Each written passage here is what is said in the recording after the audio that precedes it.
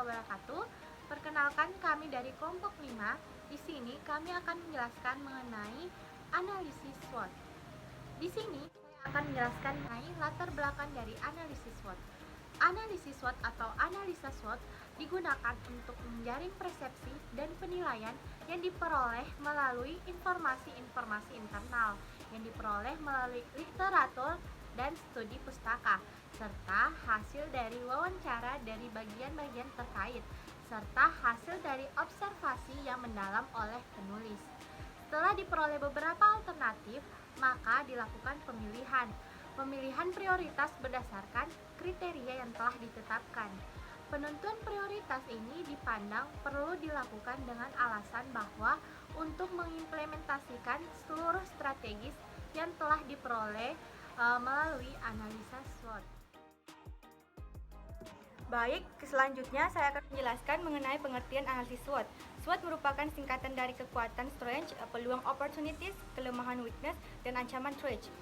SWOT merupakan salah satu metode yang sering dipakai sebagai dasar penentuan strategi. Menurut Kotler dalam Tamara Angelisia mengemukakan bahwa analisis SWOT merupakan evaluasi terhadap kekuatan, peluang, kelemahan, dan ancaman. Baik, di sini saya akan menjelaskan mengenai faktor-faktor dalam analisis SWOT. Kinerja perusahaan harus ditetapkan oleh kombinasi faktor internal dan faktor eksternal, di mana kedua faktor tersebut harus dipertimbangkan melalui analisis SWOT. Yang pertama, faktor internal. Faktor internal adalah faktor-faktor yang berasal dari dalam suatu perusahaan, yakni kelemahan dan kelebihan yang dimiliki oleh perusahaan itu sendiri. Adapun bagian dari faktor internal, yang pertama sumber daya keuangan yang memadai, yang kedua sumber daya manusia yang kompeten, yang ketiga properti teknologi terkini, yang keempat kepercayaan masyarakat terhadap perusahaan, yang kelima kemampuan pemasaran yang baik, yang keenam kemampuan industri yang baik, dan lainnya. Yang kedua yaitu faktor eksternal. Faktor eksternal adalah faktor yang berasal dari luar perusahaan, di mana sangat berpengaruh pada performa perusahaan itu sendiri. Adapun bagian-bagian dari faktor eksternal yaitu yang pertama tren bisnis, yang kedua budaya masyarakat, yang ketiga sosial politik dan ideologi, yang keempat kondisi perekonomian suatu negara, yang kelima peraturan dan kebijakan pemerintah, yang keenam perkembangan teknologi dan lainnya. Baik, selanjutnya adalah pertimbangan-pertimbangan untuk melakukan analisis SWOT. Analisis SWOT diterapkan dalam kasus menentukan tujuan strategis manajemen pemasaran. Sebelum menentukan tujuan-tujuan pemasaran yang ingin dicapai, hendaknya perusahaan menganalisis kekuatan dan kelemahan, peluang bisnis yang ada, serta berbagai macam hambatan yang mungkin timbul. Pertimbangan-pertimbangan dalam menggunakan analisis SWOT adalah sebagai berikut. Yang pertama adalah kekuatan, yaitu strength. Analisis terhadap unsur kekuatan yang dimiliki oleh perusahaan. Misalnya saja menganalisis tentang kelebihan apa saja yang dimiliki oleh perusahaan dari segi teknologi, kualitas hasil produksi, lokasi strategis, atau unsur kekuatan lainnya yang lebih menekankan pada keunggulan perusahaan. Yang kedua adalah kelemahan atau weakness.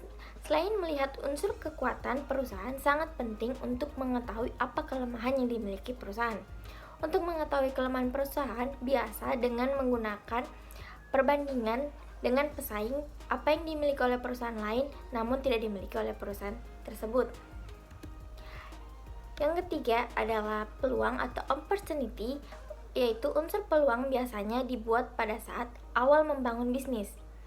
Ini karena bisnis dibentuk berdasarkan peluang atau kesempatan untuk menghasilkan keuntungan. Unsur peluang termasuk daftar apa saja yang memungkinkan bisnis tersebut dapat bertahan lama dan diterima di masyarakat, baik dalam jangka pendek maupun jangka panjang. Dan yang terakhir adalah ancaman atau threats. Analisis terhadap unsur ancaman sangat penting karena menentukan apakah bisnis dapat bertahan atau tidak di masa depan. Beberapa hal termasuk unsur ancaman, misalnya banyaknya pesaing, ketersediaan sumber daya, jangka waktu minat konsumen, dan lain sebagainya. Yang pertama yaitu matriks IFAS atau Internal Factor Analysis Summary. Tabel IFAS disusun untuk merumuskan faktor-faktor strategi internasional dalam kerangka strength and weakness perusahaan. Tahapan yang pertama yaitu tentukan faktor yang menjadi kekuatan serta kelemahan perusahaan. Yang kedua yaitu beri bobot masing-masing faktor tersebut dengan skala mulai dari 1,0 sampai 0,0 atau dari yang paling penting sampai yang tidak penting. Semua bobot tersebut jumlahnya tidak boleh melebihi skor total 1,00. Yang ketiga yaitu berikan rating 1 sampai 4 bagi masing-masing faktor untuk menunjukkan apakah faktor tersebut memiliki kelemahan yang besar, kelemahan yang kecil, kekuatan yang kecil, atau kekuatan yang besar. Rating mengacu pada perusahaan, sedangkan bobot mengacu pada industri di mana perusahaan tersebut berada. Yang keempat yaitu kalikan masing-masing bobot dengan rating untuk mendapatkan skor. Yang kelima yaitu jumlahkan total skor masing-masing variabel. Total rata-rata tertimbang berkisar antara yang rendah yaitu 1,0 dan yang tertinggi 4,0 dengan rata-rata 2,5. Jika total rata-rata di bawah 2,5 menandakan bahwa secara internal perusahaan tersebut lemah, sedangkan total nilai di atas 2,5 mengindikasikan posisi internal yang kuat. Yang kedua yaitu matriks EVAS atau External Factor Analysis Summary. Terdapat 5 tahap penyusunan matriks faktor strategi eksternal, yaitu yang pertama, tentukan faktor-faktor yang menjadi peluang dan ancaman. Yang kedua, beri bobot masing-masing faktor mulai dari 1,0 sampai dengan 0,0 atau mulai dari yang penting sampai yang tidak penting. Faktor-faktor tersebut kemungkinan dapat memberikan dampak terhadap faktor strategis. Jumlah seluruh bobot harus sama dengan 1,0. Yang ketiga yaitu menghitung rating masing-masing faktor dengan memberikan skala 1 sampai dengan 4, di mana 4 merupakan respon yang sangat bagus, 3 merupakan respon di atas rata-rata, 2 merupakan respon rata-rata, dan 1 merupakan respon di bawah rata-rata. Yang keempat yaitu kalikan masing-masing bobot dengan ratingnya untuk mendapatkan skor. Dan yang terakhir yaitu jumlahkan seluruh skor untuk mendapatkan total skor perusahaan. Nilai total ini menunjukkan bagaimana perusahaan tertentu bereaksi terhadap faktor-faktor strategis eksternalnya. Dalam EVAS Matrix, kemungkinan nilai tertinggi total skor yaitu 4,0 dan yang terendah adalah 1,0.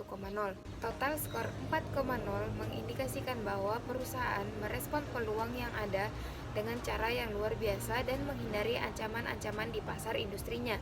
Total skor 1,0 menunjukkan strategi-strategi perusahaan tidak memanfaatkan peluang-peluang atau tidak menghindari ancaman-ancaman eksternal. Nah, selanjutnya saya akan menjelaskan mengenai matriks SWOT. Nah, matriks SWOT adalah alat-alat yang dipakai untuk mengukur faktor-faktor strategi perusahaan. Nah, seperti pada gambar, pada baris kedua kolom kedua terdapat strategi SO. Nah, strategi SO ini adalah campuran dari strategi strength atau kekuatan dan strategi opportunities atau peluang.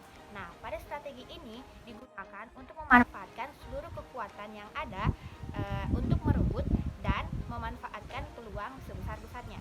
Nah, selanjutnya pada baris kedua kolom ketiga terdapat strategi ST. Nah, pada strategi ST ini adalah campuran dari strategi strength atau kekuatan dan strategi threats atau ancaman.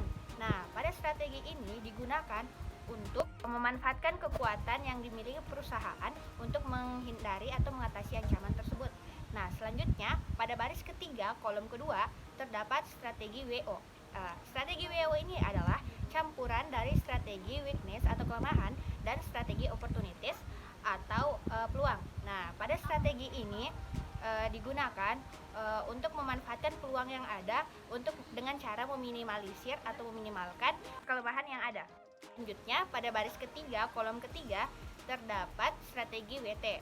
Strategi WT ini adalah campuran dari strategi weakness atau kelemahan dan strategi threats atau ancaman.